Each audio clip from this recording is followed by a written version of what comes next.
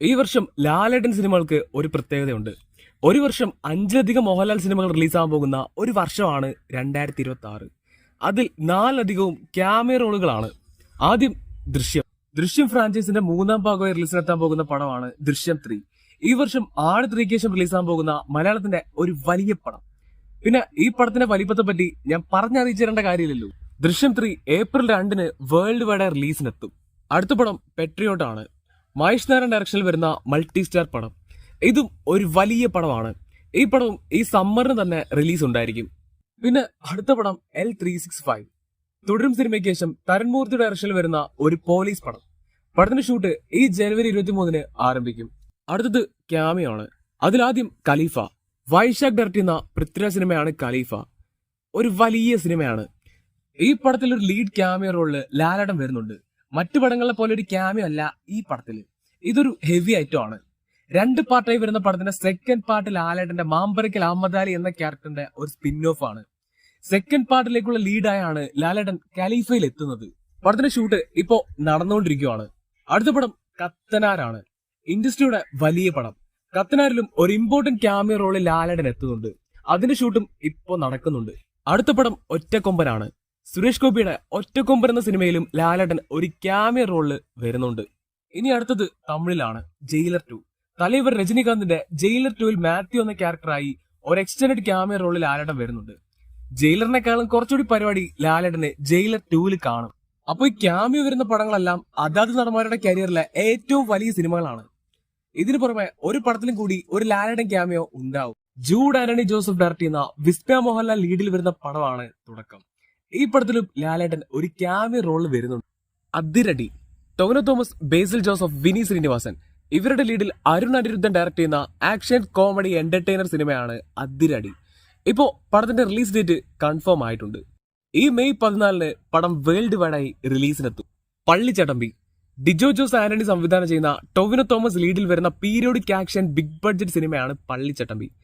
ടൊവിനോയുടെ കരിയറിലെ തന്നെ വലിയൊരു സിനിമയാണ്. ഇപ്പോ ഈ പടത്തിന്റെ ഭാഗത്ത് നിന്ന് ഒരു അപ്ഡേറ്റ് എത്തിയിട്ടുണ്ട്. പള്ളിച്ചട്ടമ്പി ഏപ്രിൽ റിലീസായി തിയേറ്ററുകൾ എത്തും. കാട്ടാളൻ. മാർക്കോയ്ക്ക് ശേഷം ക്യൂബ്സ് എന്റർടൈൻമെന്റ് നിർമ്മിക്കുന്ന പെപ്പയുടെ പടമാണ് കാട്ടാളൻ. പോൾ ജോർജ് ആണ് പടം ഡയറക്ട് ചെയ്യുന്നത്. പടത്തിന്റെ ഒഫീഷ്യൽ ടീസർ ഇപ്പോ പുറത്തുവിട്ടിട്ടുണ്ട്. പടം മെയ് 14 വേൾഡ് വൈഡായി റിലീസിനെത്തും. സ്പിരിറ്റ്. സന്ദീപ് റെഡ്ഡി വാങ്ക ഡയറക്ട് ചെയ്യുന്ന പ്രഭാസ് പടമാണ് സ്പിരിറ്റ്. വാങ്കയുടെ അടുത്ത വയലൻസ് പടം. ഇപ്പോ സ്പിരിറ്റിന്റെ ഭാഗത്ത് നിന്ന് ഒരു അപ്ഡേറ്റ് എത്തിയിട്ടുണ്ട്. പടത്തിന്റെ റിലീസ് സ്പിരിറ്റ് 2027 റിലീസാണ്. 2026 ഇല്ല. 2027 മാർച്ച് 5 പടം വേൾഡ് വൈഡായി റിലീസിനെത്തും. വാടിവാസൽ. സൂര്യനായകനാക്കി വെട്രിമാരൻ സംവിധാനം ചെയ്യാനിരുന്ന പീരിയോഡിക് ക്ലാസിക് ആണ് വാടിവാസൽ. പടം അനൗൺസ് ചെയ്തിട്ട് ഇപ്പൊ അതുകൊണ്ട് 8 വർഷം കഴിഞ്ഞാണ്. എല്ലാ വർഷവും പടത്തിന് ചെറിയ ചെറിയ അനക്കം തട്ടുമെങ്കിലും ഒരു സമാധി അവസ്ഥയാണ് വാടിവാസലിന്റേത്.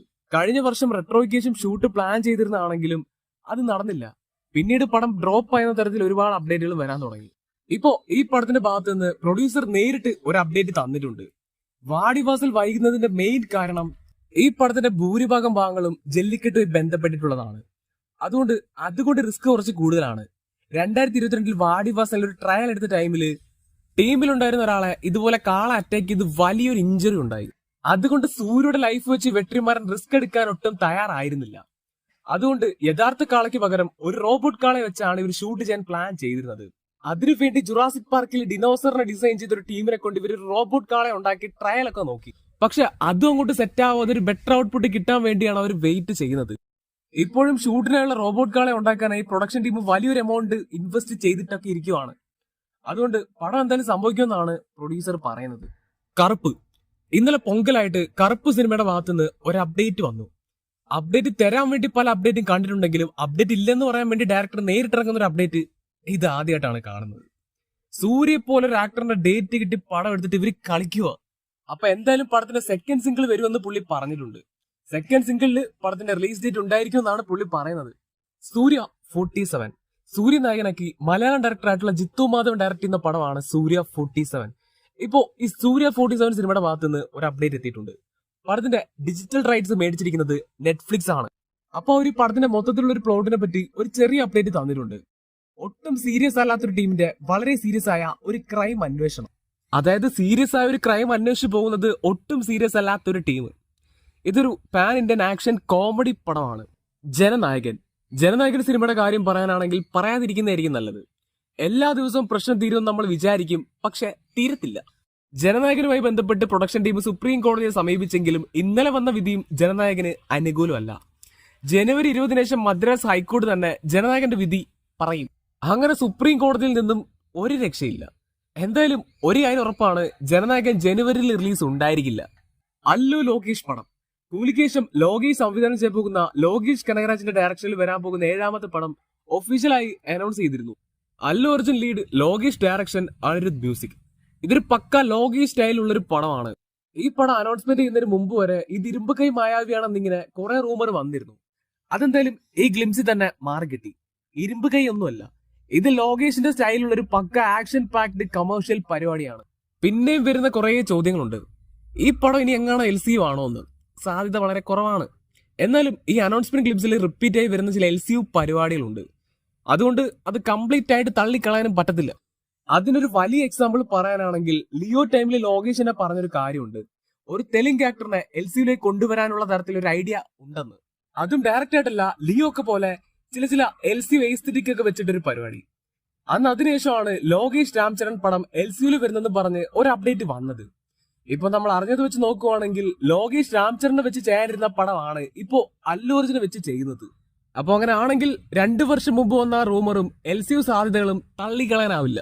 പിന്നെ LCUവിന് ഇല്ല, അതിന് ഷട്ടർ ഇട്ടു എന്ന് വിശ്വസിക്കുന്ന ഒരുപാട് ആൾക്കാരുണ്ട്. എന്നാൽ അത് വെറും തോന്നൽ മാത്രമാണ്. ശരിക്കും കൈതീറ്റുമാണ് ഇപ്പൊ സംഭവിക്കേണ്ടിയിരുന്നത്. പക്ഷെ പല കാരണങ്ങൾ കൊണ്ടും അത് നടന്നില്ല. അതിന് ഒരുപാട് കാരണങ്ങളുണ്ട്, അല്ലാണ്ട് ഉപേക്ഷിച്ചിട്ടൊന്നുമില്ല. പക്ഷെ കൈതീറ്റു ഇറക്കി വേണ്ട പ്രോപ്പർ ആയിട്ടുള്ള ഒരു ടൈം ഇതല്ല എന്ന് മാത്രം. ലോകേഷ് പഴയ പോലെ ഒന്ന് കത്തി കയറിയിട്ട് കൈതീറ്റു വരുന്നതാവും നല്ലത്. അതാണ് പടത്തിന്റെ ബിസിനസിനും ഏറ്റവും നല്ലത്. ഇതും ഒരു കാരണമാണ്, ബിസിനസ്. അപ്പൊ ലോകേഷ് കൂലിയിൽ കൊണ്ട് കളഞ്ഞത് ഇതിൽ തിരിച്ച് പിടിച്ചിട്ട് കൈതീറ്റു വരുന്നതായിരിക്കും നല്ലത്. എന്തായാലും LCUവിന് സംഭവിച്ചത് ഇപ്പോഴും ഒരു വലിയ മിസ്റ്ററിയാണ്. അത് പിന്നെ പറഞ്ഞുതരാം.